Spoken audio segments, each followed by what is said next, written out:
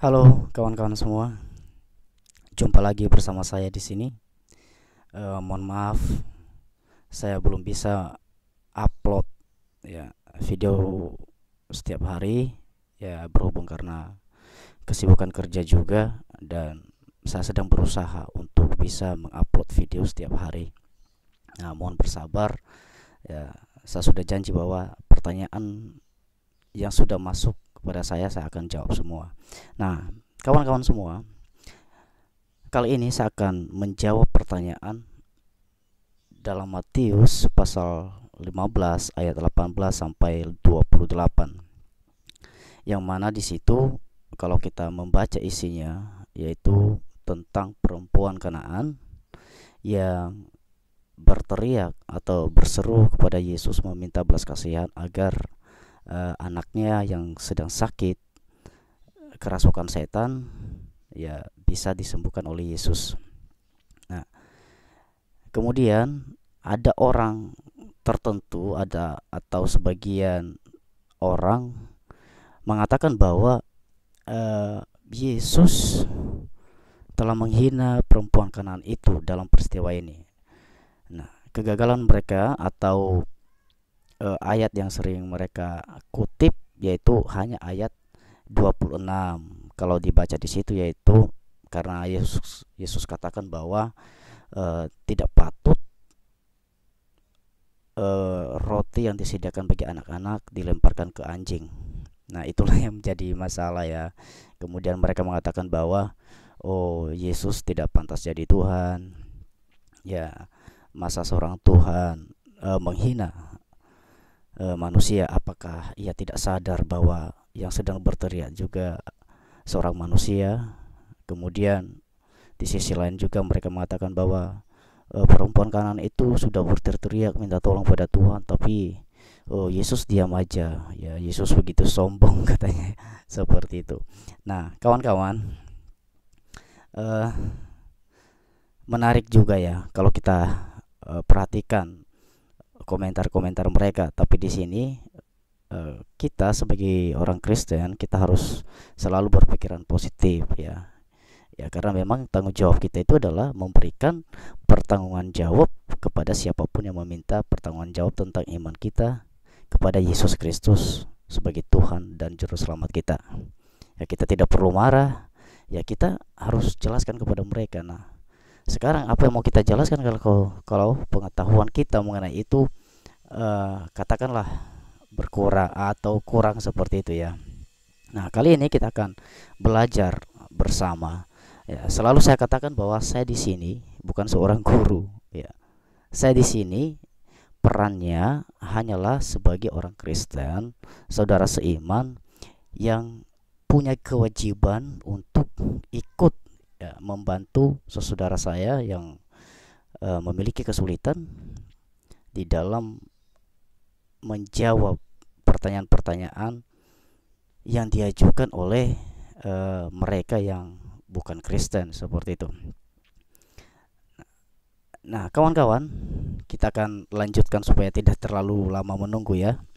Nah, Matius pasal 15 ayat 18 sampai 28. Kalau kita perhatikan di situ yaitu tentang seorang perempuan Kanaan yang meminta belas kasihan Tuhan Yesus ya.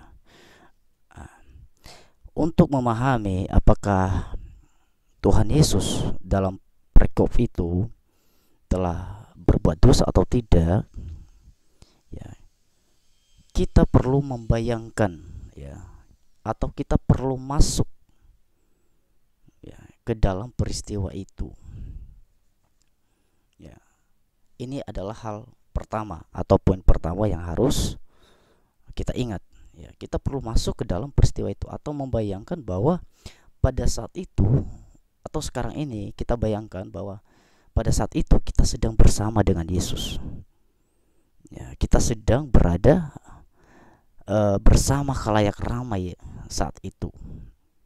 Nah, di situ ketika Yesus dan murid-muridnya sampai di daerah Tirus dan Sidon, kemudian seorang perempuan Kanaan berseru dari belakang, "Tuhan, anak Daud, kasihanilah aku, anakku yang sedang sakit, ya supaya disembuhkan seperti itu, yang sedang kerasukan setan dan sangat menderita seperti itu ya.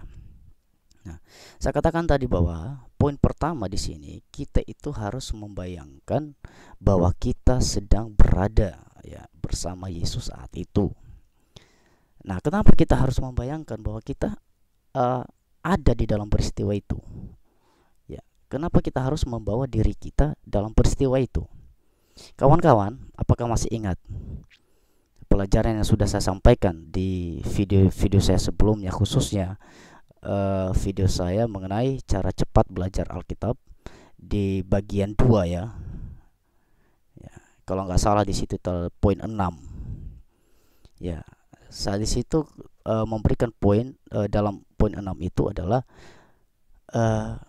coba perhatikan apakah penulis mampu menceritakan apa yang sedang dilihat secara sempurna atau tidak, atau penulis mengajak kita untuk berpikir ya, berimajinasi juga seperti itu.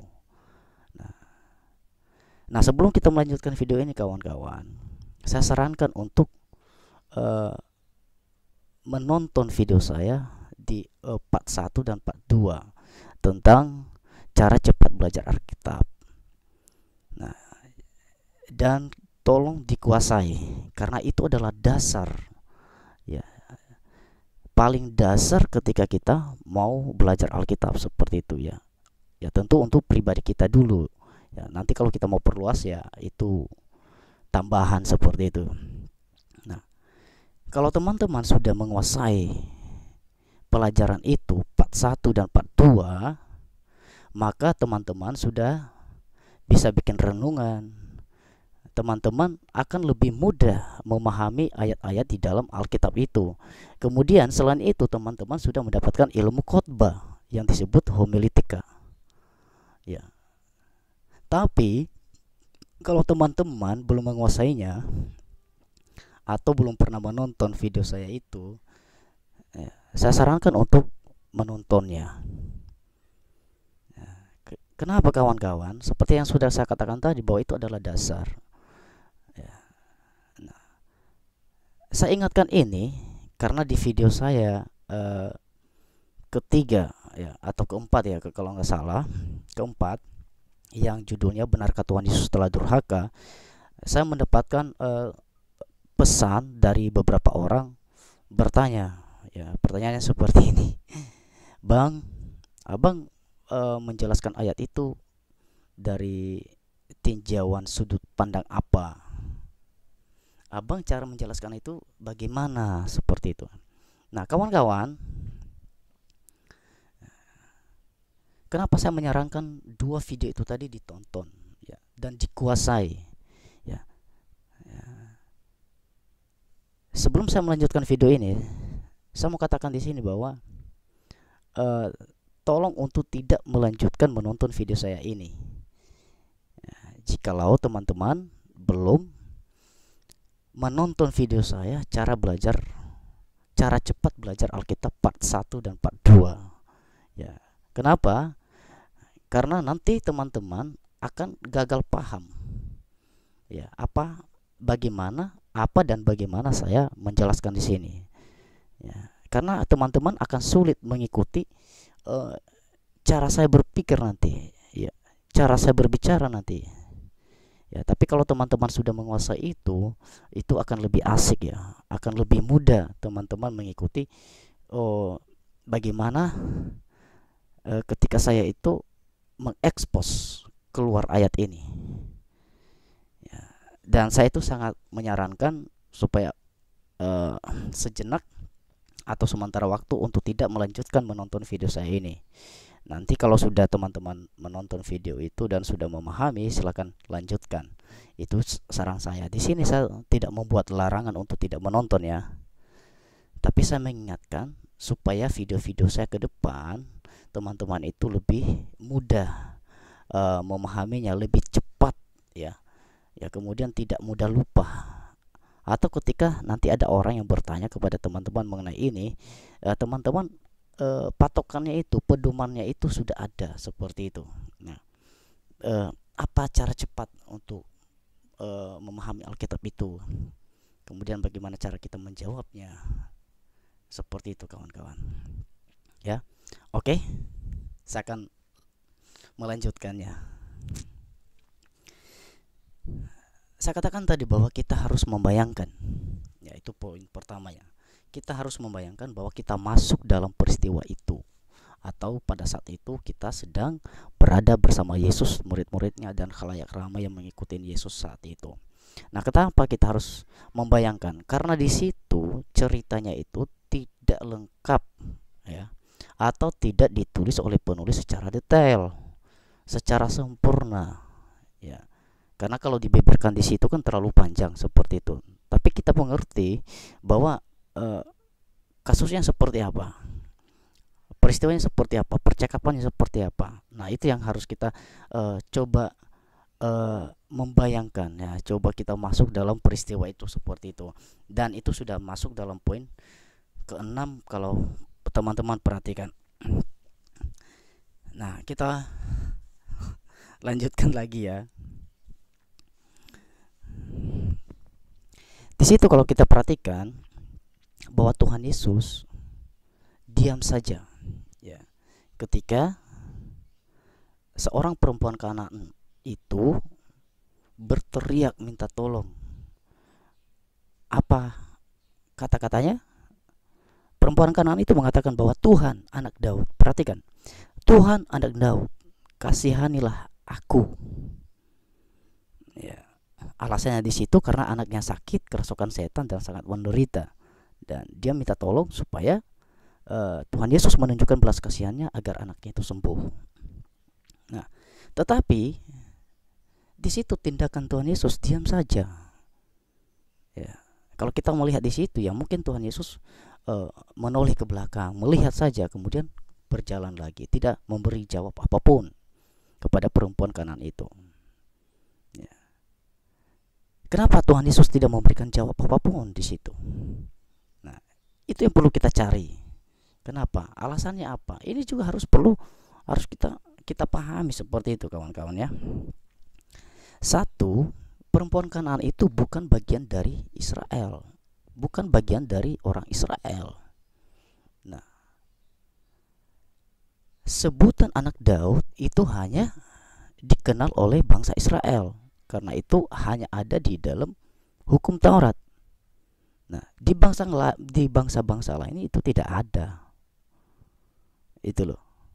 Nah, jadi anak Daud itu ditujukan hanya bagi bangsa Israel. Jadi ketika seorang perempuan Kanaan ini menyebut Yesus Tuhan, anak Daud, di sini sebetulnya dia sudah salah.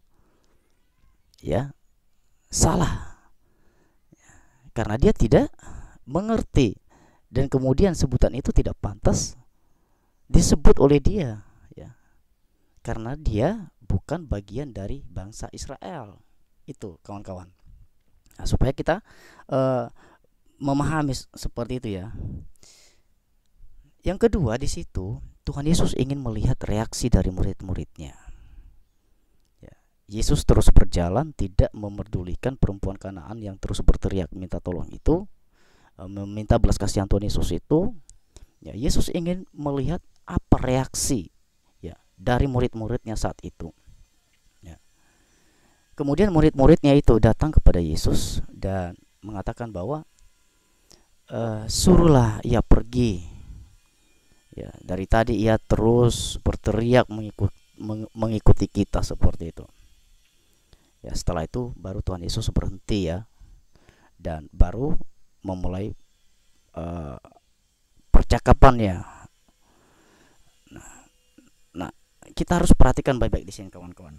Nah, Yesus katakan bahwa aku diutus kepada domba-domba yang hilang dari antara orang Israel.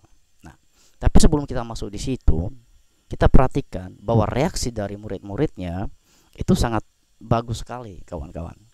Kenapa sangat bagus sekali saya katakan? Ya, mereka sebagai orang Israel mengerti bahwa perempuan Kanaan itu adalah bukan dari bagian Israel dan tidak pantas mengucapkan kata-kata anak Daud. Ya, karena itu hanya tertulis dalam buku Taurat dan itu adalah hanya milik bangsa Israel.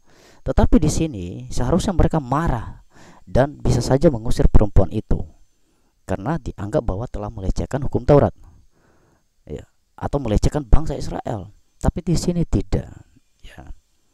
Nah, ini sikap ini yang perlu kita anjungin jempol juga kepada mereka, ya.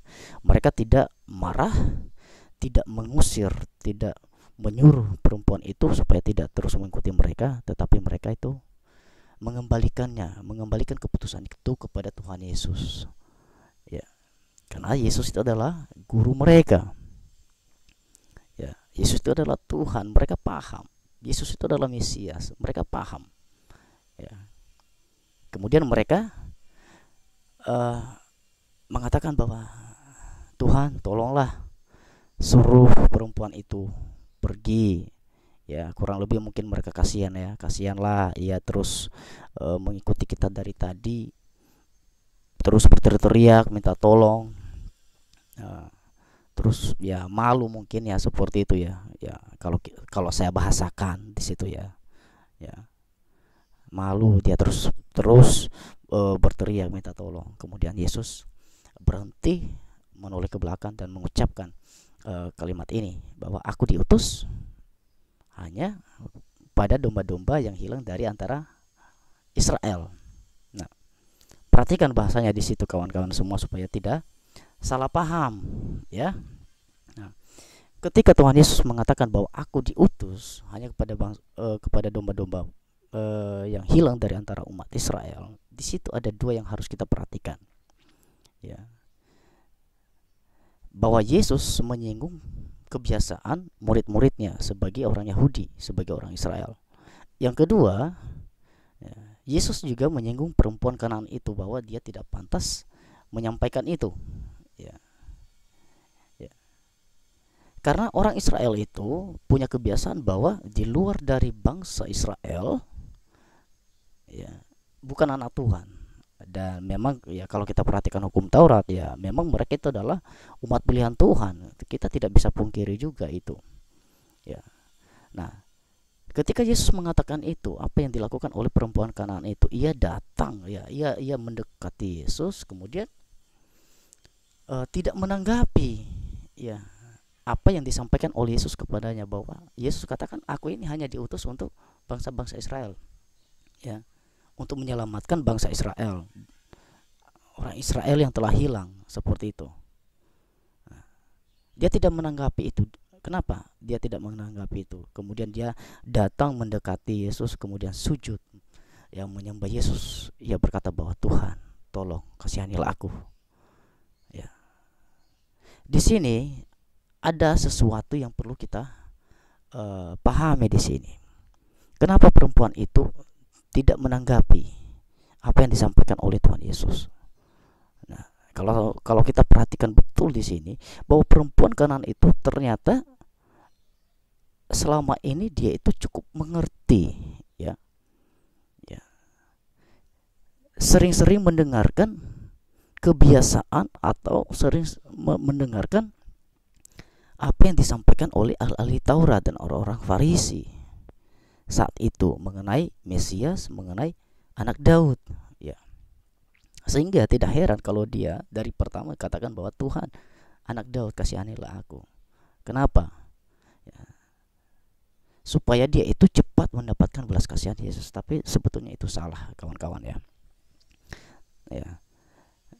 Ketika Yesus mengatakan itu kepadanya, ia sadar, ya, ia menyadari bahwa ia telah salah. Kemudian ia mengakui, ya, kalau kita perhatikan di situ bahwa ia mengakui kesalahannya, ia sujud, ya, menyembah Tuhan, tolonglah aku, kasihanilah aku, ya, anakku sedang sakit, seperti itu, ya. Tetapi Yesus tidak langsung memberikan belas kasihan itu kepadanya. Apa yang ingin ditegaskan Yesus kepadanya? Bahwa di dalam hal ini, bahwa kita tidak boleh sembarangan menyebut sesuatu yang kita tidak tahu. Kita tidak boleh menyebut sesuatu yang bukan milik kita, ya. Sebutan Mesias itu adalah bagi Israel, ya, bukan bagi bangsa lain, ya. Dan bangsa lain tidak boleh seperti itu, ya. Kadang-kadang juga kita itu ya menyebut nama ini ya supaya memuluskan jalan kita ya, seperti itu ya. Ya, atas referensi ini ya, supaya kita itu misalnya cepat apalah seperti itu ya. Ya, tapi di sini kita lihat kawan-kawan, kemudian ketika dia sujud menyembah, Yesus katakan bahwa tidak patut ya, melempar roti yang disediakan bagi anak-anak dan melemparkannya kepada anjing. Ya. Kemudian perempuan Kanaan itu mengatakan, benar Tuhan, tapi anjing itu makan remah-remah yang jatuh di meja tuannya. Nah, dari percakapan ini kita melihat bahwa Yesus itu membuat tantangan kepada perempuan Kanaan itu ya.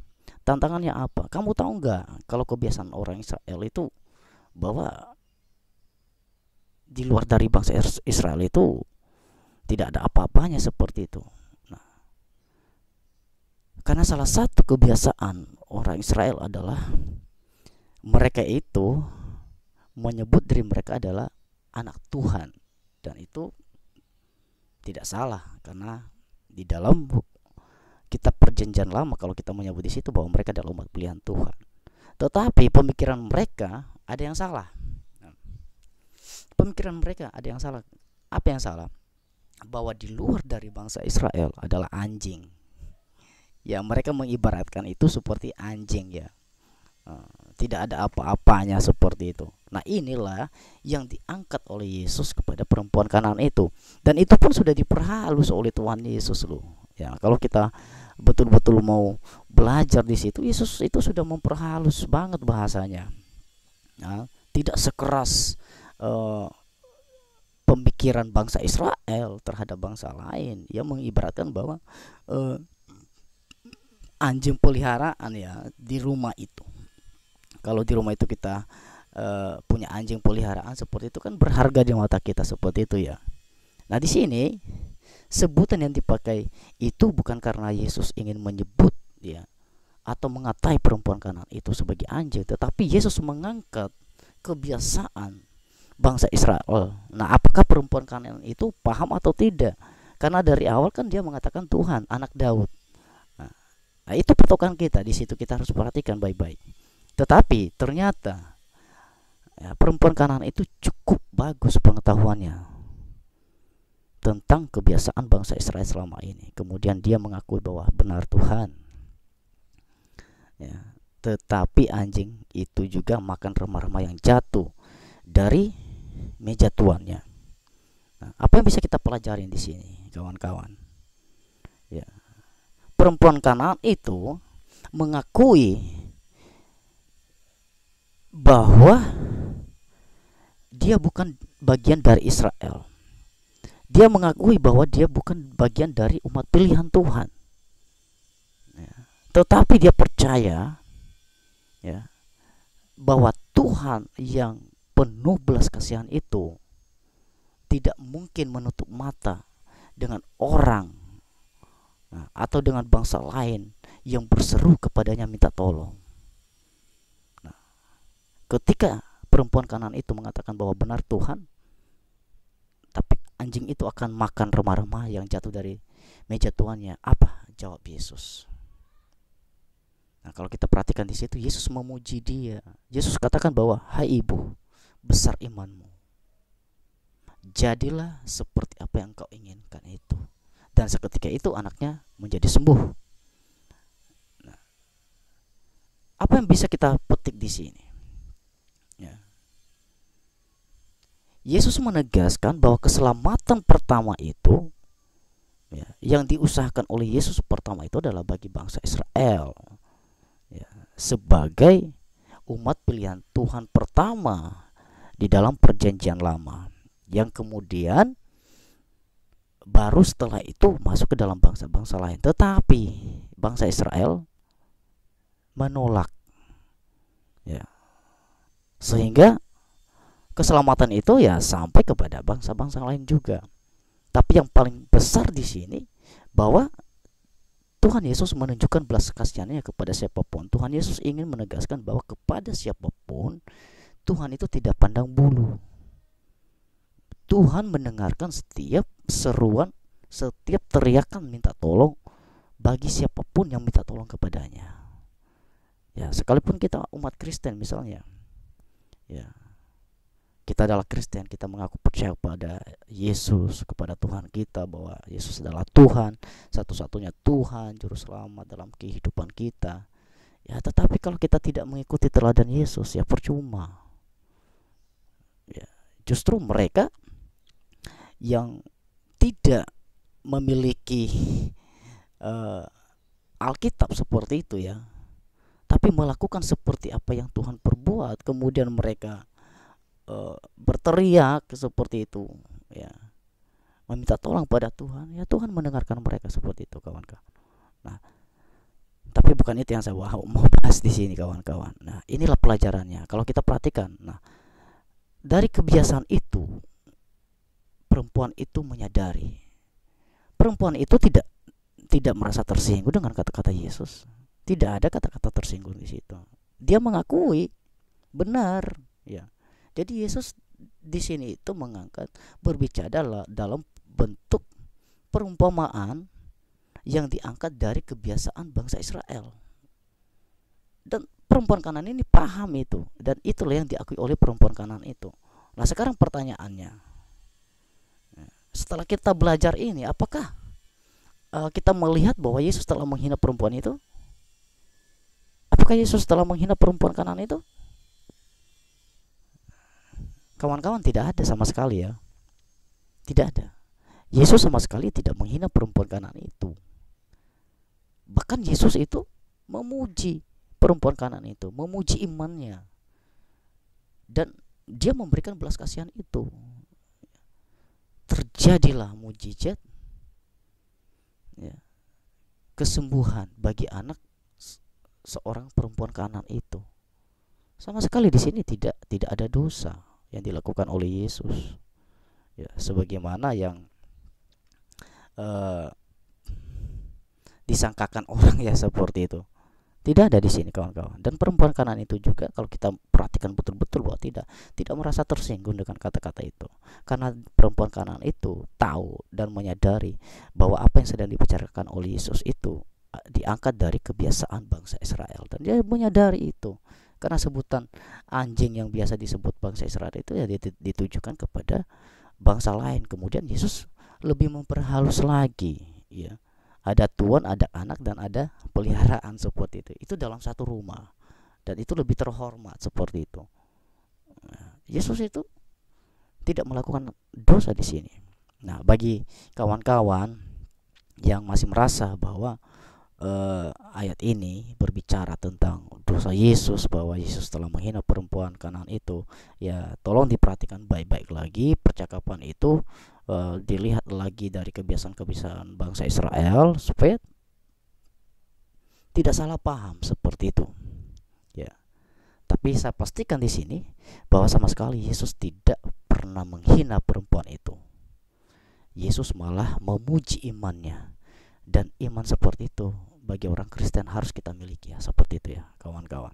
Kita yang sudah ada di dalam Tuhan, jangan sampai kita kendor ya. Nah, perempuan Kanan ini yang tidak percaya, yang tidak memiliki hukum Taurat, ya, tapi percaya bahwa Yesus itu akan mampu melakukan, ya, mampu memberikan apa yang diinginkan, seperti itu. Nah, kadang kan kita juga orang Kristen itu begitu ragu-ragu ya kepada Tuhan Yesus, dan kita cenderung bertindak di luar dari apa yang diharapkan oleh Tuhan. Nah, itulah pelajarannya, kawan-kawan. Nah, jikalau teman-teman masih bingung, ya tolong diulangi lagi video saya ini, coba disederhanakan lagi bahasanya, kawan-kawan. Ya mungkin bahasa saya kurang sederhana seperti itu, ya cobalah disederhanakan seperti itu. Dan intinya di sini bahwa Yesus tidak pernah menghina perempuan Kanan itu. Ya, Yesus memberikan pujian kepadanya. Ya. Hanya Yesus mengatakan bahwa kebiasaan bangsa Israel sekarang itu dirobohkan seperti itu. Ya. Karena kalau di kitab-kitab lain lagi nanti kalau kita membaca bahwa berbalik ya, bahwa ada juga sebagian orang Israel nanti disebut anjing, anjing-anjing seperti itu ya. Jadi itu hanya kebiasaan orang Israel yang mengatakan bahwa di luar dari bahasa Israel itu adalah anjing karena mereka tidak memiliki hukum Taurat ya. Ya. Dan orang Israel itu yang selalu menepuk dada